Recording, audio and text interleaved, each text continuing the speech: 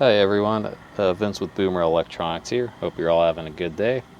So I recently picked up this blue Game Gear off eBay for very cheap. This is how it was sent to me. All the screws are already taken out and they were included in this bag. This screw, the game bit screw, still in here, but the post is broken off. So yeah, this was very cheap. I bought it for $40 shipped to me, and this, you can easily see why. A lot of battery acid got into these terminals here. However, from the photos they showed on eBay, it doesn't look like the battery acid got to the motherboard very much, which is very nice. I've had to clean these up before when battery acid has gone onto the motherboard and these daughter boards, and it's not fun. This one actually looks relatively decent, all things considered.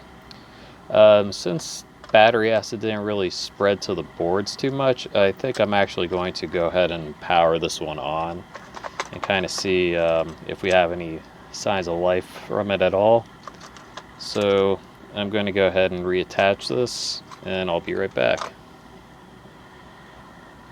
Okay, Game Gear is reassembled enough for testing.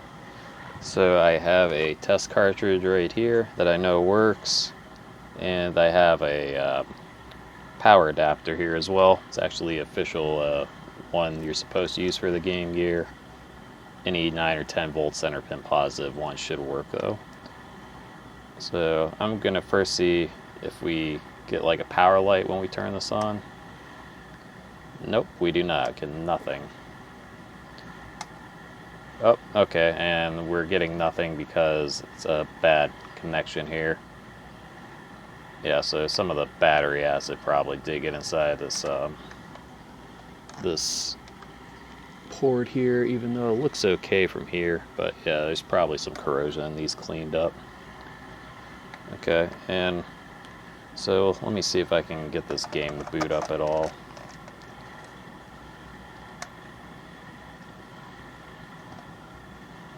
Yep. I want the volume up all the way. Okay, let's see.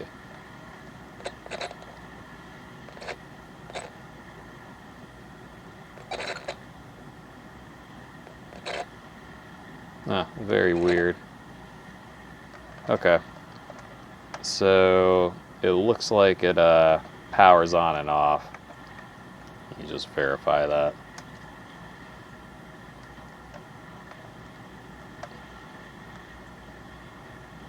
No, that's incorrect. So if I push the power over here, it looks like it's stable. Okay. Actually, let me turn the screen brightness down. I want to see if I can hear anything.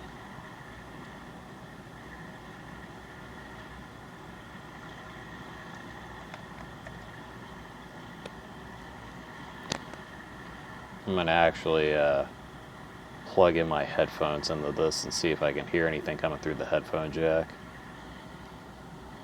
Okay, so I was fiddling around with this a little bit off camera, and yeah, somewhat surprising results. So it looks like there is a problem with it reading the cartridge, and with this I can't think, with this jack right here. So I was actually able to get this to happen if I just tug back on the cartridge and push over on the power connector here. Oop.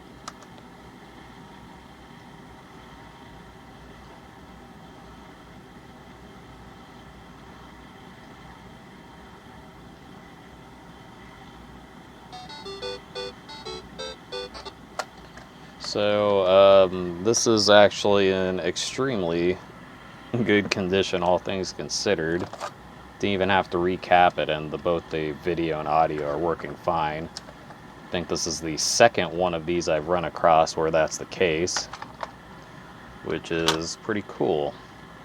So first things first, I'm going to have to clean up all this battery corrosion. So I'm going to go grab my white vinegar solution. I'll be right back.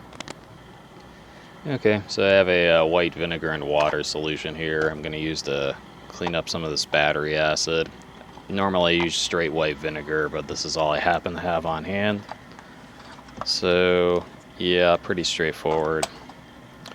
Just going to go ahead and disconnect this portion, put this to the side. Going to pretty much take out whatever I can out of the shell here. Keep in mind I don't have my soldering equipment here right now. That's in a separate area. So I'm actually not going to desolder these wires on the battery terminals. Put these screws over here so I don't lose them. Overall though, seems like this is a pretty nice little Game Gear. Definitely not common. You see ones that aren't recapped pretty much be fully functional.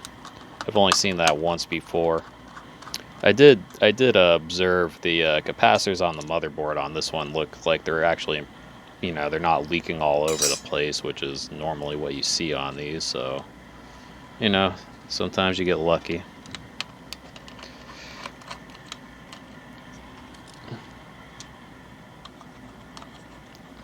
Okay, so soundboard is out. Put that to the side here.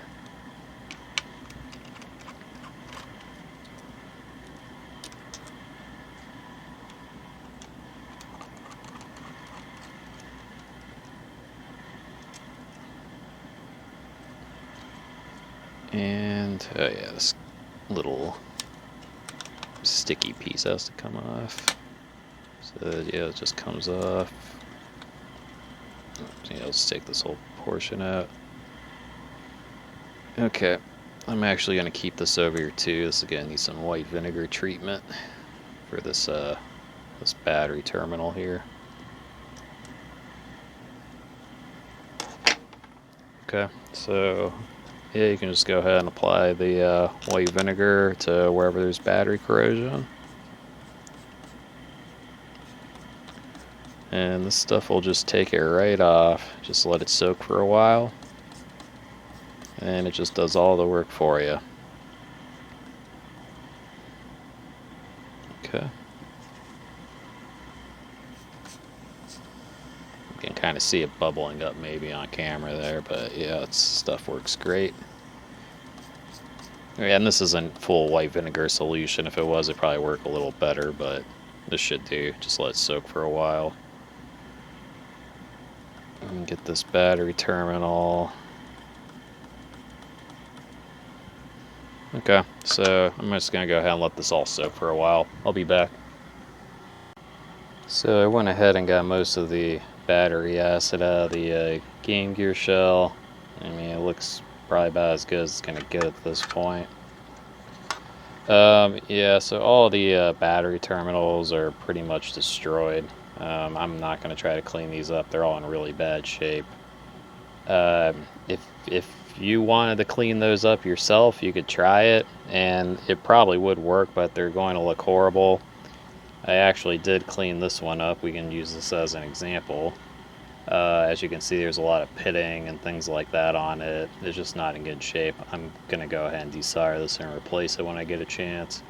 This one actually looks fine. This is the only battery terminal. It doesn't look like it was really affected by all the battery corrosion or battery acid. So I'll keep that one in. The rest of these I'm going to replace. I already have replacements for them, so it's not a big deal. And yeah, I'm just going to carry on with this here.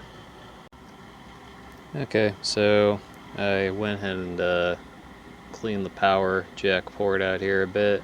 Looks pretty good. Put some spray some contact cleaner in there as well, and went ahead and just kind of mostly reassembled it just to test with the power jack here. I still don't have any battery terminals in here. I'm gonna have to do that later. Let's see. But yeah, power's on, no problem now. I think the cartridge slot's a little dirty or something. It's a little finicky, it seems like, but It's works pretty well. Yeah, the port here seems much better.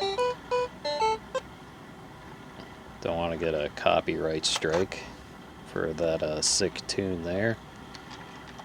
So yeah, I'll just go ahead and kind of fast forward this through this next part. I'm just going to be taking this back apart and cleaning out the buttons and things like that. So I'll just get to it here.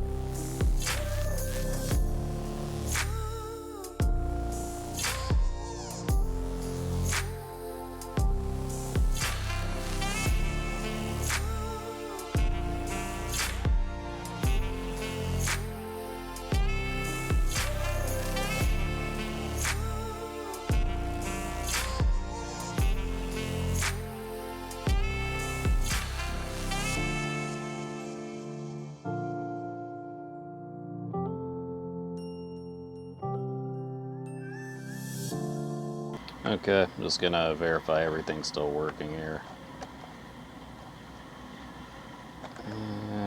Yeah, definitely having a little issues with the reading cards here. Okay. Maybe give it a quick spray of contact cleaner. A few of these guys, a few inserts.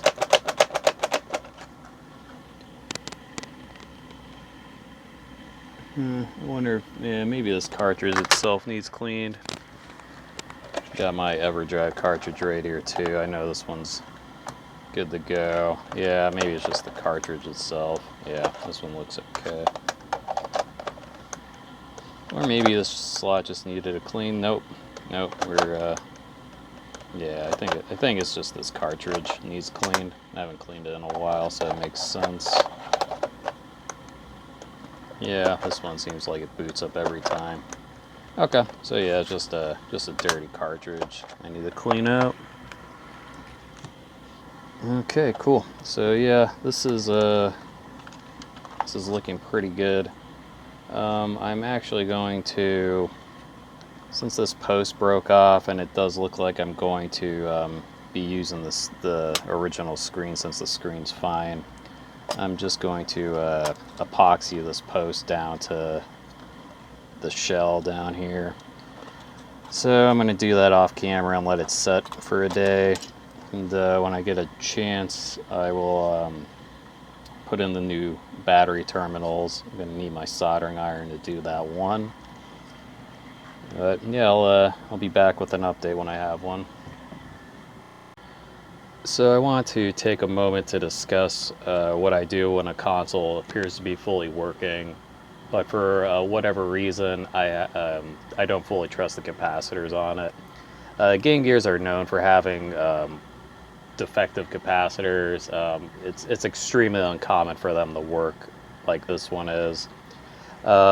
Just from my personal experiences, pretty much any console, PS1, N64, and back, I generally will do a check like this, even if the console is fully functioning.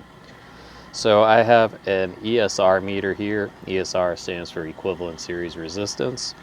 So this can check capacitors in circuit for an ESR value.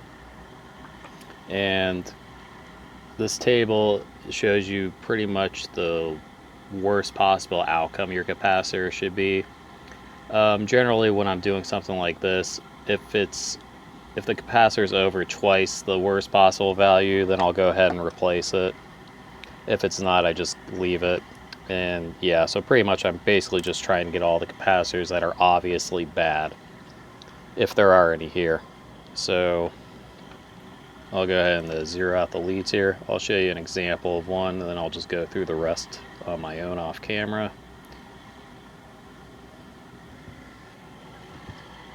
Okay, just to kind of show you an example of what I'm going to be checking. So this is a 100 microfarad 4 volt capacitor. This little table actually doesn't go down to 4 volts, but it does have 100 microfarads. So worst possible case scenario for 10 volts is a 1.2 ESR. I'm just going to say, I'm going to go ahead and just say double that. 2.4 is worst case.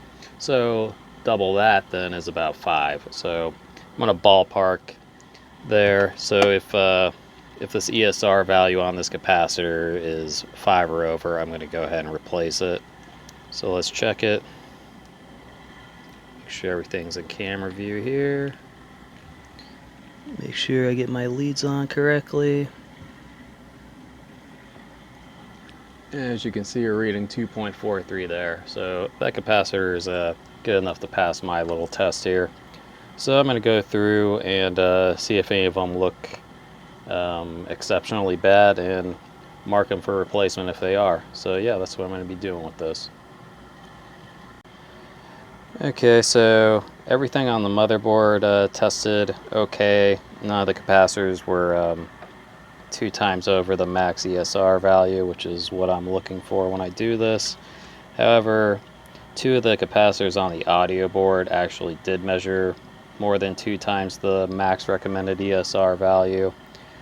They're both 47 microfarad 4 volt capacitors. I was getting over 10 ohms for the ESR reading on both of them.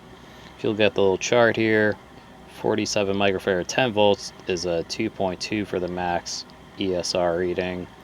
So since 4 volts, I would just say that should be about 4 ohms or so. If you double that, it's 8 ohms. So I wouldn't want to see over 8 ohms, but I was getting 10 for those. So I marked those with a Sharpie in red, so I'll replace those when I get to it.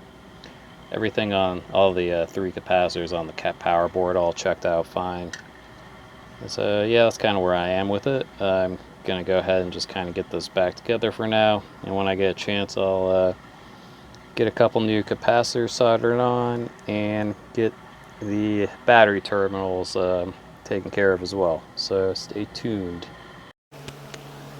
So I'm under the microscope here, about to remove the 2 47 ohm capacitors on the soundboard that didn't test well. And I replace them with these 47 ohm 16 volt ones that I have handy. To remove them, I'm actually just going to use the twist off method, my preferred method to do so. So I'm going to do that and get these new ones on.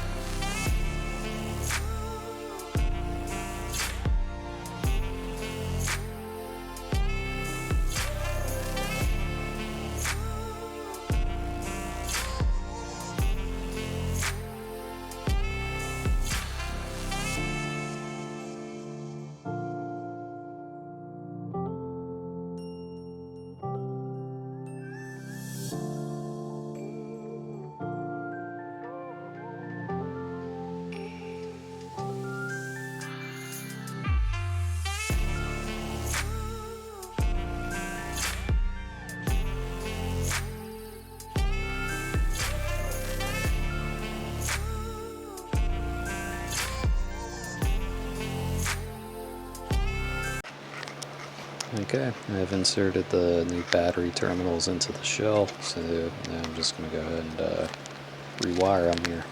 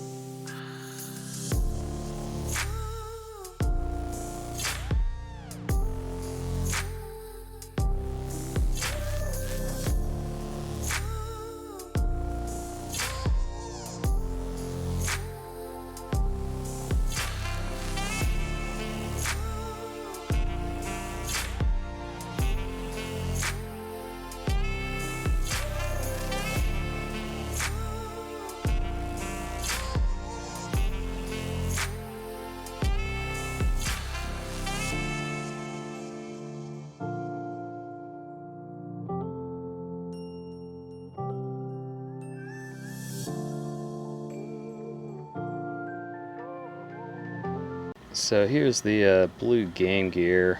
I'm gonna put in the Little Mermaid here. So this is a couple days later after the last clip. I mean, it does work. It can work, but the cartridge slot on this thing seems a little iffy. The Little Mermaid works fine, but other games like this copy of Joe Montana Football here, it like only will boot if I like hold on to the card a very specific way when I'm inserting it. Like now it'll boot. Then I'll wait for it to get the Joe Montana and the music playing. Yeah, so it like locked up there. So earlier on in the video, I think it was one of the first segments I did with this, I did notice it was having issues reading the Little Mermaid, and I kind of boiled it down to the cartridge being dirty. So I don't think that's the problem with this. Off camera, I've already reflowed the cartridge connector on the motherboard. That didn't seem to really do much. I mean, it seems to be reading the Little Mermaid fine now, but I've tested this cartridge in a different Game Gear, and it has no issues reading this whatsoever. And then as another test, what I also did was off camera, I swapped the motherboards on these and just put them in different shells. So I had the Little Mermaid in here. When I did that, then the Little Mermaid wouldn't boot. And when I had the Joe Montana in here, Joe Montana was booting. So there's some kind of issue with the pins in here. I don't know if there's... Oh man, my cat's just loving the recording here. I don't know if there's some corrosion inside of here in the cartridge slot that I can't really see, because it is kind of hard to see in here even with a microscope.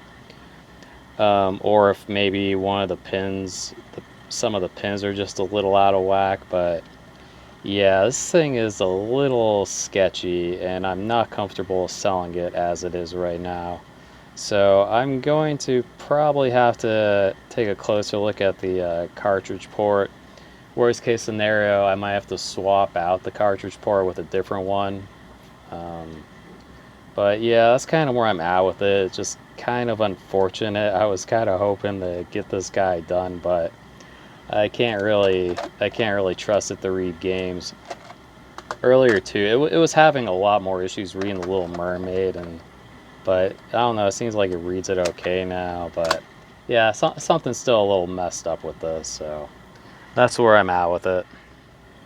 So I'm actually narrating over this part right now. So yeah, I went back in. I could not see any corrosion under the microscope on any of these pins. All the pins looked very, very nice. So it seemed like my only option was to just try to bend up all the pins. So yeah, I got a pair of my ultra-fine tweezers and just kind of bent up the top row there. So there's two rows here, one's in the front, one's in the back. I was able to get the front row pretty easily. I was having some issues with the back row, as you might have seen right there. So to get the back row, what I did was I just had to come back in with some 90-degree bent tweezers, and I was able to get the pins in the back pretty easily after doing that. So yeah, I just go through every pin here and just bend it up, get them as even looking as I can while I'm doing it. So I just took a while doing that, because this was really all I could think of at this point. I had already reflowed this cartridge port. I didn't see any corrosion. You know, what else could it really be? So yep, I'm gonna continue the video now.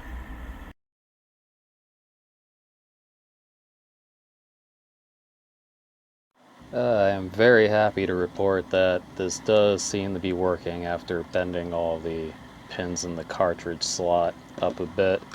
So here's a Joe Montana Football, which it was having much difficulty reading.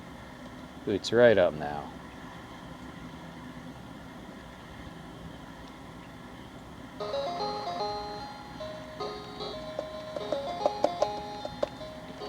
And then they're solid. Before like I would get the Little Mermaid to boot up, but then if I touch the thing, it would crash. So this is great. Yeah, it was an interesting one. I've never had to do that before on a Game Gear. Kind of kind of odd how that happened in the first place, but you know how the pins got bent downwards. But yeah, this thing seems to work great now. That boots up everything first try. No issues with that. And I'm really glad I noticed that was a problem instead of potentially selling this faulty, because it would have been faulty. It would have been barely able to read some cartridges, you know. And I was just glad it didn't slip through the cracks. But yeah, so this thing looks like it's done. The only thing I'm waiting for is a pair of blue battery covers I have on order for this. I'm hoping they come soon. I mean, I ordered them, I think, like a week ago at this point, so I'm guessing I should get them any day. They're shipped from the U.S., so at least I think they were. But yeah, once I get those in, I'll get this up for sale on eBay, and I'll put a link in the description when that happens. So yeah, I hope you learned something, and take care.